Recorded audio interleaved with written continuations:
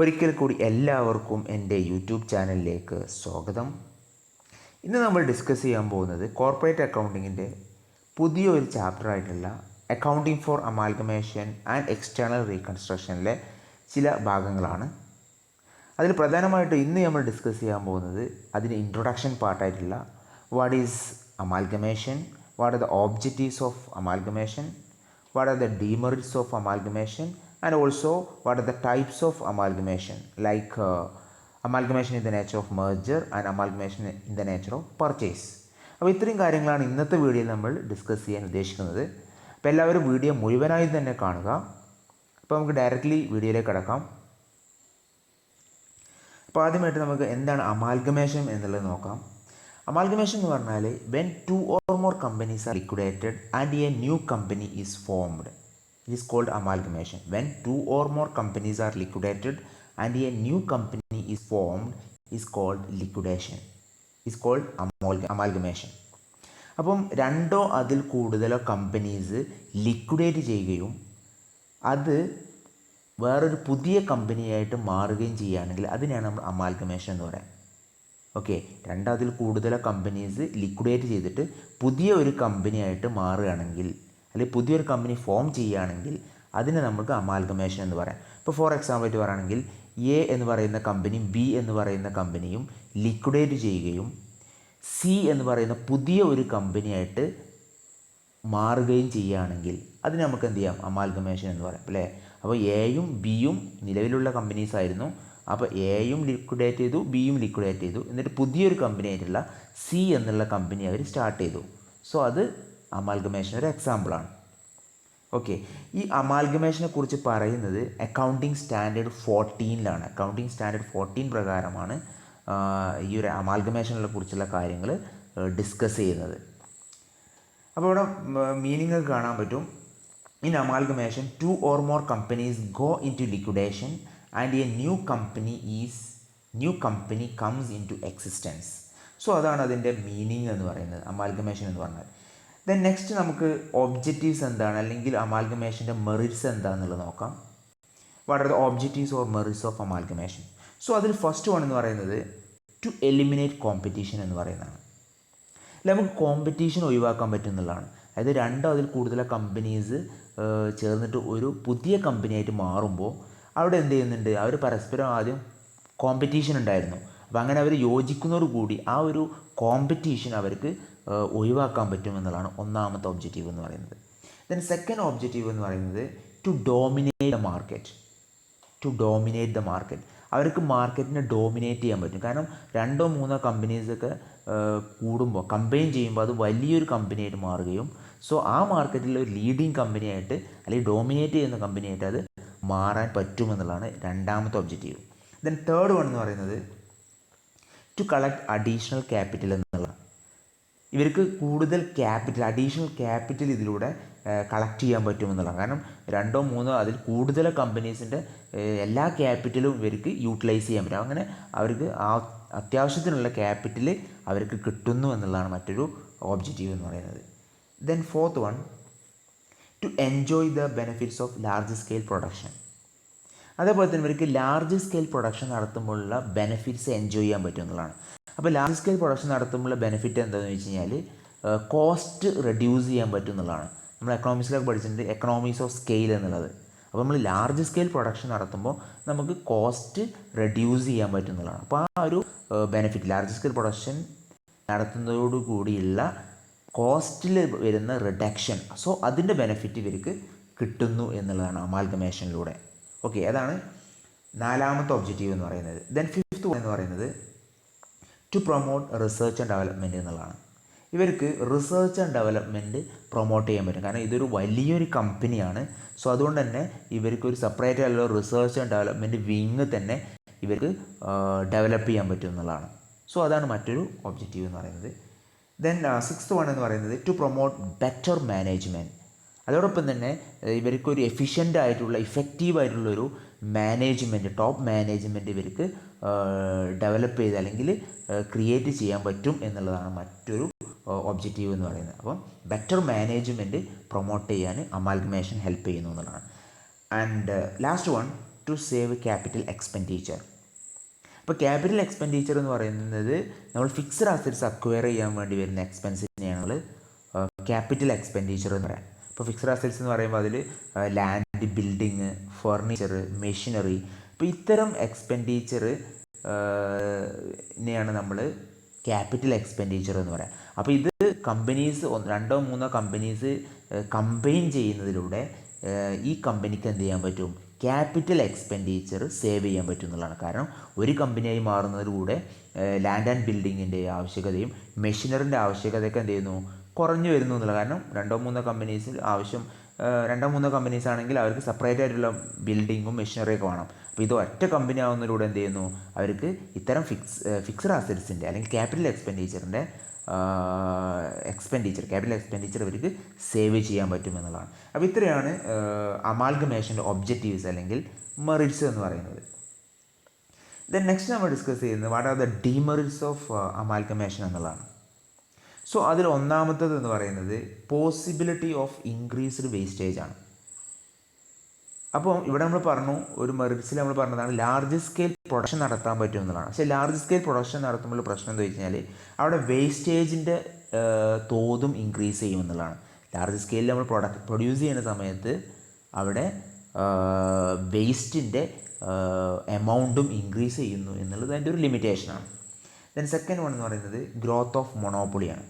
Monopoly create ചെയ്യപ്പെടുന്നു എന്നുള്ളതാണ്. കാരണം ഒരുപാട് കമ്പനീസ് ജോയിൻ ചെയ്തിട്ട് ഒരു കമ്പനിയായി മാറുമ്പം ഞാൻ പറഞ്ഞു അവിടെ ആ ഒരു ഏരിയയിൽ ഇത് ഡോമിനേറ്റ് ചെയ്യുന്ന കമ്പനിയായിട്ട് മാറുകയും അവർക്ക് ഇഷ്ടമുള്ള പ്രൈസ് ഇവർ ഫിക്സ് ചെയ്യുകയും ചെയ്യും. കാരണം കസ്റ്റമേഴ്സ് അത് വാങ്ങാൻ നിർബന്ധിതരായി തീരുകയാണ് അല്ലേ. അപ്പോൾ അങ്ങനെ ഒരു മൊണോപ്പൊളി ഈ ഒരു അമാൽഗമേഷനിലൂടെ ക്രിയേറ്റ് ചെയ്യാനുള്ള പോസിബിലിറ്റി ഉണ്ട് എന്നുള്ളതാണ്.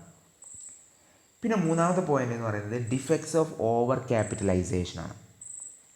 ഓവർ ക്യാപിറ്റലൈസേഷൻ എന്ന് പറഞ്ഞാൽ ഇവർക്ക് ആവശ്യമുള്ളതിനേക്കാളും ക്യാപിറ്റൽ ഇവർക്ക് ഉണ്ടാവുക, ഇവരെ കയ്യിലുണ്ടാവുക, അതായത് യൂട്ടിലൈസ് ചെയ്യപ്പെടാത്ത ക്യാപിറ്റൽ ഉണ്ടാവുക എന്നുള്ള. കാരണം ഇത്രയും കമ്പനികൾ ഒരുമിച്ച് കൂടുമ്പോൾ എല്ലാ കമ്പനിയും ഒരുപാട് ക്യാപിറ്റൽ കോൺട്രിബ്യൂട്ട് ചെയ്യും. അപ്പം വലിയൊരു ക്യാപിറ്റലായി മാറുകയും പക്ഷേ അത് അത്തരം ക്യാപിറ്റൽ അവർ ഇഫക്റ്റീവായിട്ട് യൂട്ടിലൈസ് ചെയ്യാതെ പ്രൊഡക്റ്റീവായിട്ട് യൂട്ടിലൈസ് ചെയ്യാതെ കിടക്കുകയാണെന്നുണ്ടെങ്കിൽ സോ അതൊരു കമ്പനിയെ സംബന്ധിച്ചിടത്തോളം അതൊരു നെഗറ്റീവായിട്ടുള്ള ഒരു പോയിൻ്റാണ്, അല്ലെങ്കിൽ അതൊരു ഡീമെറിറ്റ് ആണെന്നുള്ളതാണ്. ഓക്കെ, അപ്പോൾ അത് ഓവർ ക്യാപിറ്റലൈസേഷൻ എന്ന് പറയുന്ന ഒരു ഡിഫക്റ്റ് ഉണ്ട് എന്നുള്ളതാണ്. അത് യൂട്ടിലൈസ് ചെയ്യപ്പെടാത്ത ക്യാപിറ്റൽ ഉണ്ടാവാനുള്ള പോസിബിലിറ്റി ഉണ്ട് എന്നുള്ളതാണ് അമാൽഗമേഷൻ്റെ മറ്റൊരു ലിമിറ്റേഷൻ എന്ന് പറയുന്നത്. ദെൻ ഫോർത്ത് വൺ എന്ന് പറയുന്നത് difficulty in coordination and control. കാരണം ഇതൊരു ലാർജ് ബിസിനസ് ആയതുകൊണ്ട് തന്നെ ഇത് കോർഡിനേറ്റ് ചെയ്ത് കൊണ്ടുപോകാനും കൺട്രോൾ ചെയ്യാനും വളരെ ഡിഫിക്കൽട്ടായിരിക്കും എന്നുള്ളതാണ്. ചെറിയൊരു ബിസിനസ് ആണെന്നുണ്ടെങ്കിൽ പെട്ടെന്ന് അതിനെ നമുക്ക് കൺട്രോൾ ചെയ്യാനും കോർഡിനേറ്റ് ചെയ്യാനും പറ്റും. പക്ഷേ ഇതൊരു ലാർജ് ബിസിനസ് ആകുന്നതോടുകൂടി അതിനെ കൺട്രോൾ ചെയ്യുക അല്ലെങ്കിൽ കോർഡിനേറ്റ് ചെയ്യുക പറയുന്നത് ഒരു ഡിഫിക്കൽട്ട് ടാസ്ക് ആയിരിക്കും എന്നുള്ളതാണ്. ലാസ്റ്റ് വൺ എന്ന് പറയുന്നത് ലാക്ക് ഓഫ് പേഴ്സണൽ ഇനീഷ്യേറ്റീവ് എന്നുള്ളതാണ്. അപ്പോൾ ഇതിൽ ഒരുപാട് വലിയൊരു ബിസിനസ് ആയതുകൊണ്ട് തന്നെ ഒരുപാട് എംപ്ലോയീസ് ഉണ്ടാവും. അപ്പോൾ അങ്ങനെ ഒരുപാട് എംപ്ലോയീസ് ഉണ്ടാകുന്ന സമയത്ത് ഇവിടെ പേഴ്സണൽ ഇനീഷ്യേഷൻ ഉണ്ടാവില്ല എന്നുള്ളതാണ് അല്ലേ. ഒരുപാട് എംപ്ലോയീസ് ഉണ്ടാവും, ഒരുപാട് മാനേജേഴ്സൊക്കെ ഉണ്ടാകുമ്പോൾ പലപ്പോഴും എന്താണ് ആരും ഉത്തരവാദിത്തം റെസ്പോൺസിബിലിറ്റി ഏറ്റെടുക്കാൻ റെഡി ആവില്ല എന്നുള്ളതാണ്. സോ അപ്പോൾ ഇങ്ങനെ ഒരു വലിയൊരു ബിസിനസ് ആകുമ്പോൾ തന്നെ എന്താണ് അതിൽ പേഴ്സണൽ ഇനീഷ്യേഷൻ കുറവായിരിക്കും എന്നുള്ളത് ആണ് മറ്റൊരു ലിമിറ്റേഷൻ എന്ന് പറയുന്നത്. അപ്പോൾ ഇതൊക്കെയാണ് എന്തെന്ന് പറയുന്നത് അമാൽഗമേഷൻ്റെ ലിമിറ്റേഷൻസ് അല്ലെങ്കിൽ ഡീമെറിറ്റ്സ് എന്ന് പറയുന്നത്. നെക്സ്റ്റ് നമ്മൾ ഡിസ്കസ് ചെയ്യുന്നത് ഡെഫിനിഷൻസ് ആണ്. ഇതുമായിട്ട് ബന്ധപ്പെട്ട് അക്കൗണ്ടിങ് സ്റ്റാൻഡേർഡ് 14 അമാൽഗമേഷനുമായിട്ട് ബന്ധപ്പെട്ട് കുറച്ച് ഡെഫിനിഷൻസ് പറയുന്നുണ്ട്. സോ അമാൽഗമേഷൻ നമ്മൾ ഓൾറെഡി പറഞ്ഞു കഴിഞ്ഞു, അതിൽ കൂടുതൽ കമ്പനീസ് ലിക്വിഡേറ്റ് ചെയ്യും, പുതിയൊരു കമ്പനിയായിട്ട് മാറുകയും ചെയ്യുന്നു എന്നുള്ളത്. സോ അത് നമ്മൾ ഡിസ്കസ് ചെയ്യേണ്ട. ദെൻ പിന്നെ പറഞ്ഞത് ട്രാൻസ്ഫറർ കമ്പനി എന്താണെന്നുള്ളതാണ്. ഇവിടെ പറയുന്നുണ്ട് this is the company which is amalgamated into another company.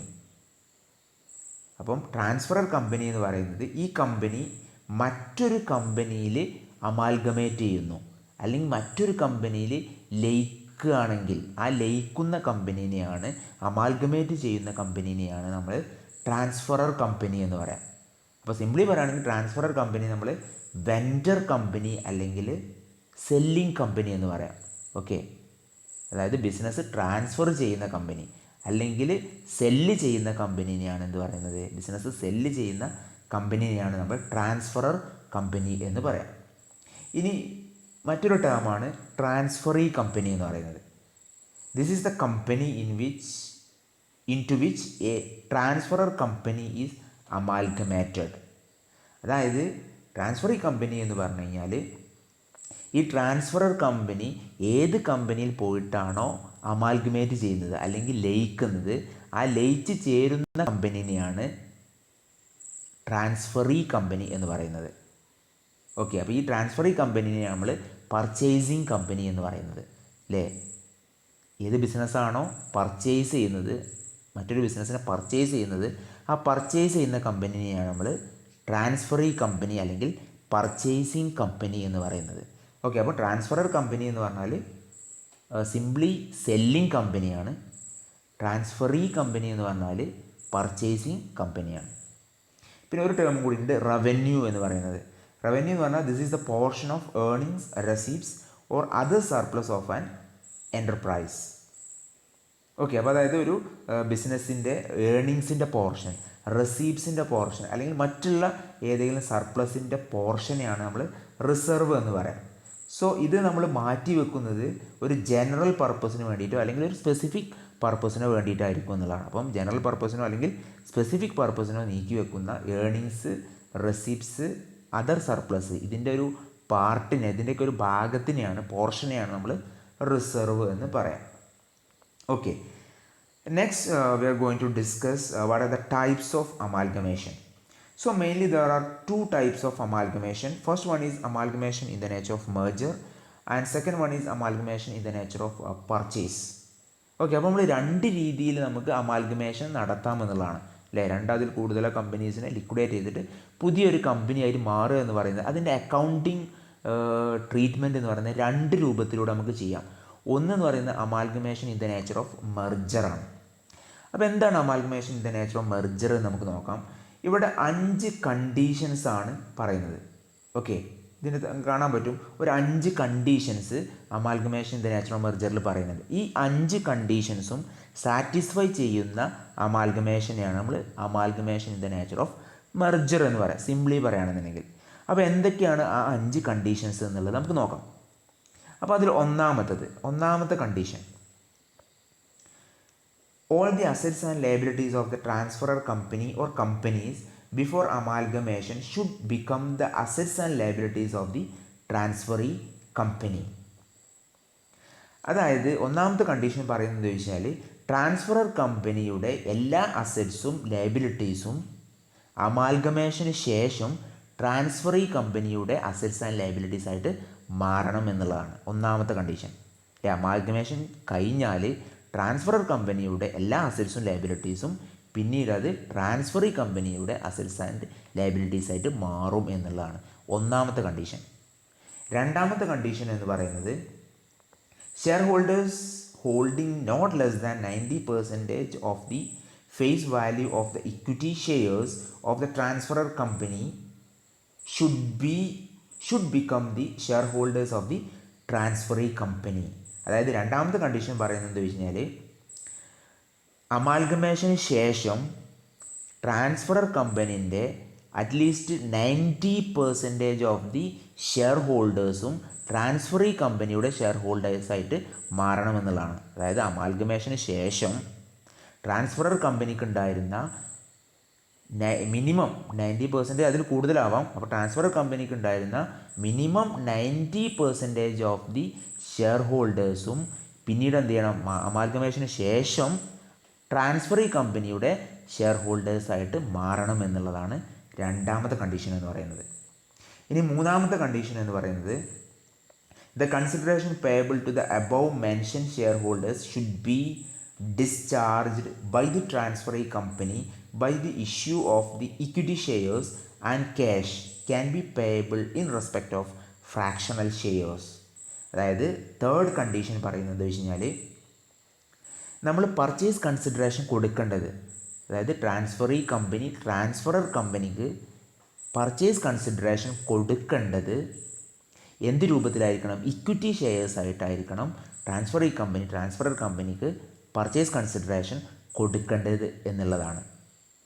ഇനി ചില സമയത്ത് ക്യാഷും കൊടുക്കാറുണ്ട്. എങ്ങനെയാണെന്നുണ്ടെങ്കിൽ ഫ്രാക്ഷണൽ ഷെയർസ് ആണെന്നുണ്ടെങ്കിൽ, ഫ്രാക്ഷണൽ ഷെയർസ് ആണ്. ഇപ്പം 1000 ഷെയർസ് 1000.5 ഷെയർസ് ആ രൂപത്തിൽ വരുന്ന സമയത്ത്, അതായത് ഒരു ഫ്രാക്ഷൻ 1000.5 അല്ലെങ്കിൽ 1000.6 ഈ രൂപത്തിലുള്ള ഒരു ഫ്രാക്ഷണൽ എമൗണ്ടാ തന്നിട്ടുണ്ടെങ്കിൽ 1000 ഷെയർസ് നമ്മൾ ഷെയർസ് ആയിട്ട് കൊടുക്കുന്നു. സോ 0.5 എന്ന് പറയുന്നത് എന്തായിരുന്നു, അത് നമ്മൾ ഫ്രാക്ഷണൽ ഷെയറാണ്, അത് നമ്മൾ എന്ത് ചെയ്യുന്നു, ക്യാഷ് ആയിട്ട് കൊടുക്കുന്നു എന്നുള്ളത്. അപ്പം ഈ ഒരു മൂന്നാമത്തെ കണ്ടീഷനിൽ പറഞ്ഞത് എന്താ വെച്ച് കഴിഞ്ഞാൽ, നമ്മൾ കൺസിഡറേഷൻ കൊടുക്കേണ്ടത് equity share holders, equity shares ആയിട്ടാണ്. ഫ്രാക്ഷണൽ ഷെയർസിൻ്റെ കേസിൽ മാത്രമാണ് ക്യാഷായിട്ട് കൊടുക്കേണ്ടത് എന്നുള്ളതാണ്. ദെൻ നാലാമത്തെ കണ്ടീഷൻ എന്ന് പറയുന്നത്, the business of the transferor company or companies is intended to be carried on by the transferee company. അതായത് നാലാമത്തെ കണ്ടീഷൻ എന്ന് പറയുന്നത്, അമാൽഗമേഷൻ ചെയ്ത് കഴിഞ്ഞാൽ ട്രാൻസ്ഫറർ കമ്പനിയുടെ ബിസിനസ് എന്ന് പറയുന്നത് പിന്നീട് അത് ക്യാരി ഓൺ ചെയ്യേണ്ടത്, അത് കണ്ടിന്യൂ ചെയ്യേണ്ടത്, അത് മുന്നോട്ട് കൊണ്ടുപോകേണ്ടത് ട്രാൻസ്ഫറി കമ്പനിയാണ് എന്നുള്ളതാണ്. ഓക്കെ, അപ്പോൾ അമാൽഗമേഷൻ ശേഷം ട്രാൻസ്ഫറർ കമ്പനിയുടെ ബിസിനസ് ട്രാൻസ്ഫറി കമ്പനിയാണ് പിന്നീട് നടത്തിക്കൊണ്ടു പോകേണ്ടത് എന്നുള്ളതാണ് നാലാമത്തെ condition. Then last fifth condition എന്ന് പറയുന്നത്, no adjustment is intended to be made to the book value of the assets and liabilities of the transferor company or companies when they are incorporated in the financial statements of the transferee company. അതായത് അഞ്ചാമത്തെ condition പറയുന്നത് എന്താ വെച്ച് കഴിഞ്ഞാൽ, എന്താണോ transferor കമ്പനിയുടെ books of അക്കൗണ്ട്സിൽ ഉണ്ടായിരുന്ന book value എന്ന് പറഞ്ഞാൽ ബാലൻസ് ഷീറ്റ് വാല്യൂ, ട്രാൻസ്ഫറർ കമ്പനിയുടെ ബാലൻസ് ഷീറ്റിൽ എന്ത് വാല്യൂ ആണ് അസറ്റ്സ് ആൻഡ് ലയബിലിറ്റീസിനുള്ളത്, അതേ അസറ്റ്സ് ആൻഡ് ലയബിലിറ്റീസിൻ്റെ വാല്യൂ ആണ് ട്രാൻസ്ഫറി കമ്പനിയുടെ ബുക്സ് ഓഫ് അക്കൗണ്ട്സിലും റെക്കോർഡ് ചെയ്യേണ്ടത് എന്നുള്ളതാണ്.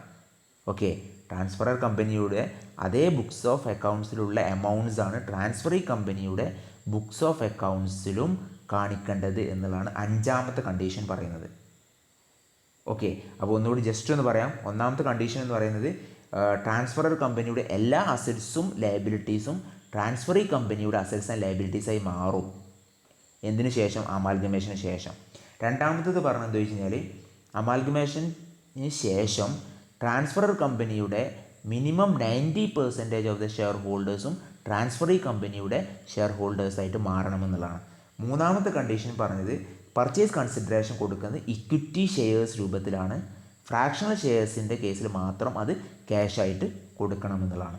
നാലാമത്തെ കണ്ടീഷൻ പറഞ്ഞത് എന്താ വെച്ച് കഴിഞ്ഞാൽ, ട്രാൻസ്ഫറർ കമ്പനിയുടെ ബിസിനസ് അമാൽഗമേഷന് ശേഷം മുന്നോട്ട് കൊണ്ടുപോകേണ്ടത് ട്രാൻസ്ഫറി കമ്പനി ആയിരിക്കും എന്നുള്ളതാണ്.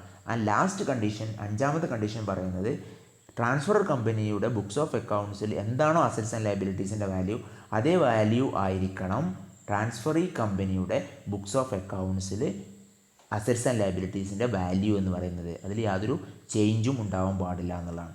സോ ഈ 5 കണ്ടീഷൻസ് സാറ്റിസ്ഫൈ ചെയ്യുകയാണെങ്കിൽ, ഏതെങ്കിലും അമാൽഗമേഷൻ ഈ ഒരു 5 കണ്ടീഷൻസും സാറ്റിസ്ഫൈ ചെയ്യുകയാണെന്നുണ്ടെങ്കിൽ ആ അമാൽഗമേഷനെ നമുക്ക് amalgamation in the nature of merger എന്ന് പറയാൻ പറ്റും. ഓക്കെ, അതാണ് amalgamation in the nature of merger.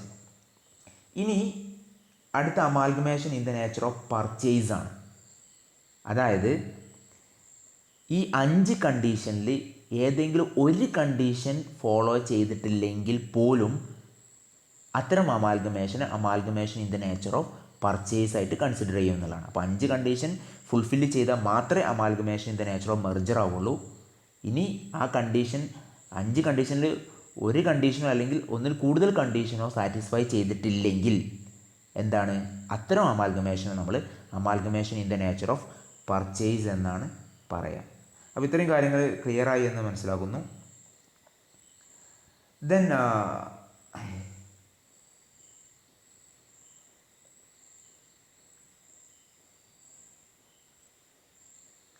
അപ്പോൾ ഇത്രയും കാര്യങ്ങളാണ് മെയിനായിട്ട് നമുക്ക് ഈ ഒരു വീഡിയോ ഡിസ്കസ് ചെയ്യാനുണ്ടായിരുന്നത്. അമാൽഗമേഷൻ എന്താണെന്നുള്ളത്, അമാൽഗമേഷൻ ഒബ്ജക്റ്റീവ്സ്, ലിമിറ്റേഷൻസ്, അതോടൊപ്പം തന്നെ ടൈപ്സ് ഓഫ് അമാൽഗമേഷൻ, അതിൽ amalgamation in the nature of മെർജറും amalgamation in the nature of പർച്ചേസും, ഇത്രയും കാര്യങ്ങളാണ് നമ്മൾ ഈ ഒരു വീഡിയോയിൽ ഡിസ്കസ് ചെയ്തത്.